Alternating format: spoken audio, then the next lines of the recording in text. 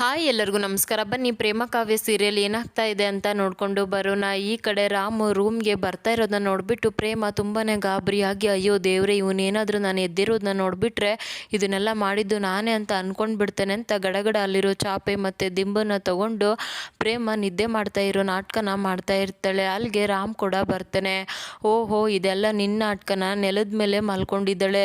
Bed ಮೇಲೆ ಮಲಗಿದ್ರೆ show of ಅಂತ ಈ ರೀತಿ ನಾಟಕ ಮಾಡ್ತೀಯ? ನಾನು ಕೂಡ ನೆಲದ ಮೇಲೆನೆ ಮಲ್ಕೊಳ್ತೀನಿ ಕಣೆ ಅಂತ ಹೇಳ್ಬಿಟ್ಟು ಅವನು ಕೂಡ ಅಲ್ಲಿರೋ ಬೆಡ್ಶೀಟು ಮತ್ತು ದಿಂಬನ್ನ ತಗೊಂಡು ಟೇಬಲ್ನ ಇಬ್ಬರ ನಡುವೆ ಇಟ್ಬಿಟ್ಟು ಮಲ್ಕೊಂಡ್ಬಿಡ್ತಾನೆ. ಅದನ್ನು ನೋಡಿಬಿಟ್ಟು ಪ್ರೇಮ ಕೋಪ ಮಾಡಿಕೊಂಡು, ಅಯ್ಯೋ ದೇವ್ರೆ, ಇವನಿಗೆ ಇಷ್ಟೊಂದು ಕೋಪನ?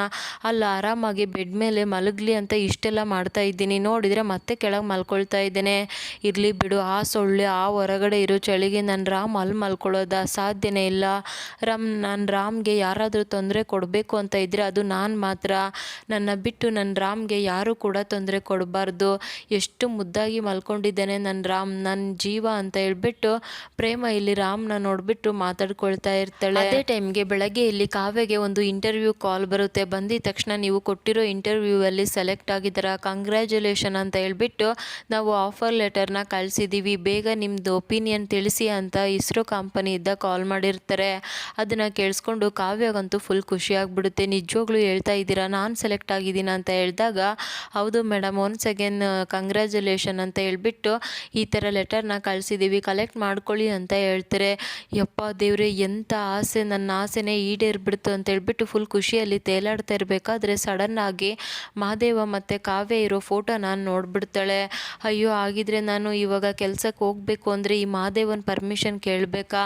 ಸಾಧ್ಯನೇ ಇಲ್ಲ. ಕಷ್ಟಪಟ್ಟು ಓದಿರೋದು ನಾನು, ಇವನ್ ಪರ್ಮಿಷನ್ ನಾನು ಯಾಕೆ ತೊಗೋಬೇಕು ಅಂತ ಹೇಳ್ಬಿಟ್ಟು ಈ ಕಡೆ ಪೋಸ್ಟ್ ಆಫೀಸ್ಗೆ ಕಾಲ್ ಮಾಡ್ತಾಳೆ. ಕಾವ್ಯ ಸತ್ಯನಾರಾಯಣ ಅವರ ಹೆಸರಲ್ಲಿ ಒಂದು ಲೆಟರ್ ಬಂದಿದೆನಾ ಅಂತ ಕೇಳಿದಾಗ, ಹೌದು ಮೇಡಮ್, ಆ ಲೆಟರು ಬಂದಿತ್ತು, ನಿಮ್ಮ ಅಪ್ಪನ ಅಡ್ರೆಸ್ಗೆ ಲೆಟರ್ನ ಕಳಿಸಿದ್ವಿ, ಆದರೆ ಅವರು ನ್ಯೂ ಅಡ್ರೆಸ್ನ ಕೊಟ್ಟಿದ್ದಾರೆ. ಇವಾಗ ಮತ್ತೆ ಲೆಟರ್ನ ಆ ಅಡ್ರೆಸ್ಗೆ ಸೆಂಡ್ ಮಾಡಿದ್ದೀನಿ, ಅದನ್ನು ಕಲ್ಯಾಣಿ ಅನ್ನೋರು ಇಸ್ಕೊಂಡಿದ್ದಾರೆ ಅಂತ ಹೇಳಿದಾಗ ಕಾವ್ಯಗೆ ತುಂಬಾ ಕೋಪ ಬಂದ್ಬಿಡುತ್ತೆ. ಅಲ್ಲ, ನನಗೆ ಬಂದಿರೋ ಲೆಟರ್ನ ಇವ್ರು ಯಾಕೆ ಇಸ್ಕೊಂಡಿದ್ದಾರೆ, ಇಸ್ಕೊಂಡ್ಮೇಲೆ ತಂದು ಕೊಡಬೇಕು ಅಲ್ವಾ ಅಂತ ಹೇಳ್ಬಿಟ್ಟು ಕಾವ್ಯ ಕೂಡ ಕೋಪ ಮಾಡಿಕೊಂಡು ಕೆಳಗಡೆ ಬರ್ತಾ ಇರ್ತಾಳೆ.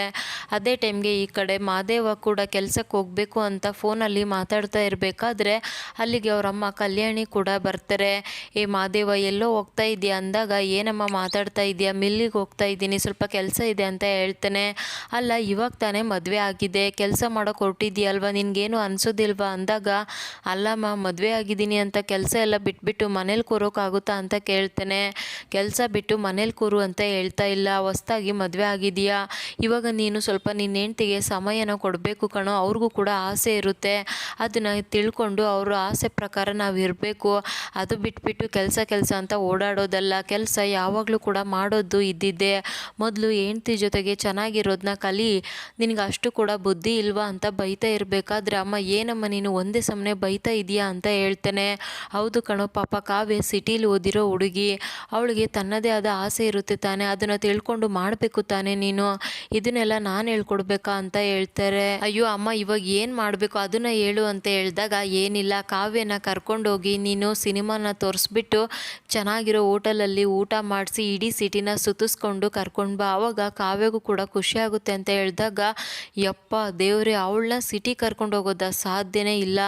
ನಾನೇನಾದರೂ ಹೋಗಿ ಈ ರೀತಿ ಇದೆ ಅಂತ ಹೇಳ್ಬಿಟ್ರೆ ಮುಗ್ದೆ ಹೋಯ್ತು, ನನ್ನನ್ನು ಹಾಗೆ ಹುರ್ಕೊಂಡು ತಿಂದ್ಬಿಡ್ತಾಳೆ, ನನ್ನಿದೆ ಇದೆಲ್ಲ ಆಗೋದಿಲ್ಲ ಅಂತ ಮಹಾದೇವ ಭಯ ಪಡ್ತಾ ಇರಬೇಕಾದ್ರೆ, ಏ ಮಹಾದೇವ, ನಿನಗೆ ಕಣೋ ಹೇಳ್ತಾ ಇರೋದು, ಹೋಗಿ ಕಾವ್ಯ ಹತ್ರ ಮಾತಾಡು, ಕಾವ್ಯಗೆ ರೆಡಿ ಆಗೋಕೆ ಹೇಳು, ಅವಳನ್ನ ಕರ್ಕೊಂಡು ಸಿಟಿಗೆ ಹೋಗಿ ಬಾ ಅಂತ ಹೇಳಿದಾಗ, ಅಯ್ಯೋ ಅಮ್ಮ, ಆ ಕಾವ್ಯನ ಅಂತ ಹೇಳಿದಾಗ, ಹೌದು ಕಣೋ, ಪಾಪ ಅವಳು ಇಷ್ಟ ಇಲ್ದೇ ಮದುವೆ ಆಗಿದ್ದಾಳೆ, ಇವಾಗ ಅವಳನ್ನ ಚೆನ್ನಾಗಿ ನೋಡ್ಕೊಳ್ಳೋದು ನಮ್ಮ ಕರ್ತವ್ಯ ಅಲ್ವಾ ಅಂತ ಹೇಳಿದಾಗ ಅಲ್ಲಿಗೆ ಪಂಚಮಿ ಕೂಡ ಬರ್ತಾಳೆ.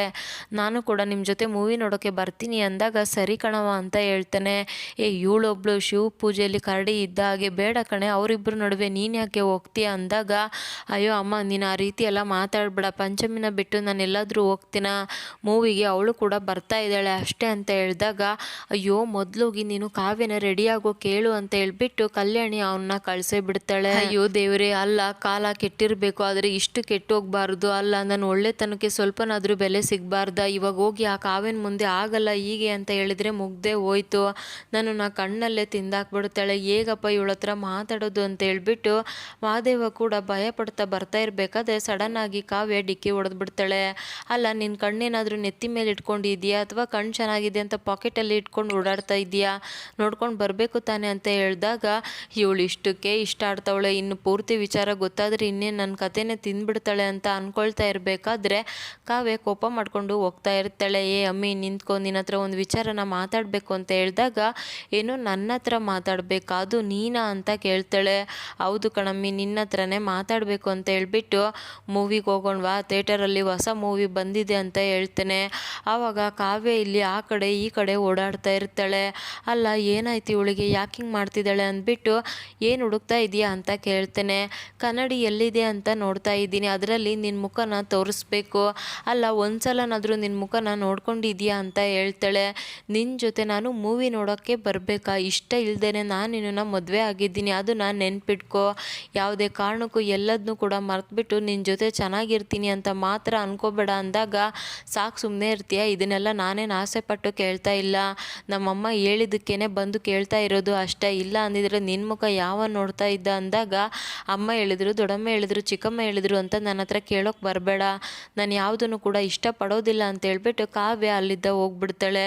ಆಹಾ ಏನು ಮಾತಾಡಿ ಹೋಗ್ತಾಳೆ ನೋಡು ಅಂತ ಹೇಳ್ಬಿಟ್ಟು ಮಹಾದೇವ ಕೂಡ ಬೈಕೊಳ್ತಾ ಇರ್ತಾನೆ. ಅದೇ ಟೈಮ್ಗೆ ಈ ಕಡೆ ಕಲ್ಯಾಣಿ ಮತ್ತು ಶ್ರೀಧರ್ ಇಬ್ಬರು ಕೂಡ ಮಾತಾಡ್ತಾ ಇರಬೇಕಾದ್ರೆ ಅಲ್ಲಿಗೆ ಪ್ರೇಮ ಕೂಡ ಕಾಫಿ ತೊಗೊಂಡು ಬಂದು ಕೊಡ್ತಾಳೆ. ಅಯ್ಯೋ ಪ್ರೇಮ, ಎಷ್ಟು ಅಂತ ಕೆಲಸ ಮಾಡ್ತೀಯಮ್ಮ, ಸ್ವಲ್ಪ ರೆಸ್ಟ್ ಮಾಡಬಾರ್ದಾ, ಉಳಿದಿರೋ ಕೆಲಸ ರಾಣಿ ಮಾಡ್ತಾಳೆ ಅಂದಾಗ ಹೌದು ಅಮ್ಮೋರೆ, ಎಲ್ಲ ಕೆಲಸ ಪ್ರೇಮಕ್ಕನೇ ಮಾಡ್ತಾರೆ, ನನಗೇನು ಮಾಡೋದಕ್ಕೆ ಬಿಡೋದಿಲ್ಲ ಅಂತ ಹೇಳಿದಾಗ ಅಯ್ಯೋ ರಾಣಿ, ದುಡ್ಡು ಕೊಡ್ತೀವಿ ಅಂತ ಎಲ್ಲ ಕೆಲಸ ನಿನ್ನ ಹತ್ರನೇ ಮಾಡ್ಸೋಕ್ಕಾಗುತ್ತಾ, ಸಣ್ಣ ಪುಟ್ಟ ಕೆಲಸ ನಾನು ಕೂಡ ಮಾಡ್ತೀನಿ, ನಾನು ಈ ಮನೆ ಸೊಸೆ ಅಲ್ವಾ ಅಂತ ಪ್ರೇಮ ಹೇಳಿದಾಗ ನೋಡ್ದ ಶ್ರೀಧರ್, ಆ ದೇವರು ನಮಗೆ ಎಂಥ ಸೊಸೆ ಕೊಟ್ಟಿದ್ದಾನೆ ಅಂತ ಹೇಳಿದಾಗ ಹೌದು ಪ್ರೇಮ ಈ ಮನೆಗೆ ತಕ್ಕ ಸೊಸೆ ಅಂತ ಹೇಳ್ಬಿಟ್ಟು ಇಬ್ಬರು ಕೂಡ ನಗ್ತಾ ಇರ್ತಾರೆ.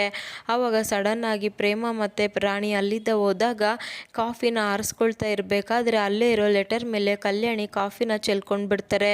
ಅಯ್ಯೋ ಕಾಫಿ ಚೆಲ್ಲೋಯ್ತು ಅಂತ ಒರೆಸ್ತಾ ಇರಬೇಕಾದ್ರೆ ಈ ಕಡೆ ಕಾವ್ಯ ಕೂಡ ಅವಳ ಲೆಟರ್ನ ಇಸ್ಕೋಬೇಕು ಅಂತ ಕಲ್ಯಾಣಿನ ಬೈಕೊಂಡು ಬರ್ತಾ ಇರ್ತಾಳೆ. ಕಾಫಿ ಚೆಲ್ಲಿರೋದನ್ನ ನೋಡಿಬಿಟ್ಟು ಕಾವ್ಯ ಕೋಪ ಮಾಡಿಕೊಂಡು, ಅಲ್ಲ ನಿಮಗೆ ಸ್ವಲ್ಪನೂ ಕೂಡ ಕಾಮನ್ ಸೆನ್ಸ್ ಇಲ್ವಾ, ಈ ಲೆಟರ್ ಮೇಲೆ ಕಾಫಿನ ಚೆಲ್ಲಿದ್ದೀರಾ ಅಲ್ವಾ, ಇದೆಷ್ಟು ಇಂಪಾರ್ಟೆಂಟ್ ಅಂತ ನಿಮಗೆ ಗೊತ್ತಾ ಅಂತ ಹೇಳ್ತಾಳೆ. ಅಲ್ಲ ನನ್ನ ಲೆಟರ್ನ ಇಸ್ಕೊಳ್ಳೋ ಅಷ್ಟು ಧೈರ್ಯ ಬಂದ್ಬಿಡ್ತಾ ನಿಮಗೆ, ಅಲ್ಲ ರೀ ಬೇರೆಯವ್ರ ವಸ್ತುನ ಅದೇ ರೀ ತೊಗೊಳ್ತೀರಾ ಅಂತ ಕೇಳಿದ ತಕ್ಷಣ ಪಾಪ ಕಲ್ಯಾಣಿಗಂತೂ ತುಂಬಾ ಬೇಜಾರಾಗ್ಬಿಡುತ್ತೆ. ಏ ಕಾವ್ಯ, ಮಾತಿನ ಮೇಲೆ ನಿಗಾ ಇರಲಿ, ನಮ್ಮ ಅಮ್ಮನ ಹತ್ರ ಆ ರೀತಿ ಮಾತಾಡಬೇಡ ಅಂತ ಮಹಾದೇವ ಕೋಪ ಮಾಡ್ಕೊಂಡು ಹೇಳ್ಬಿಡ್ತಾನೆ.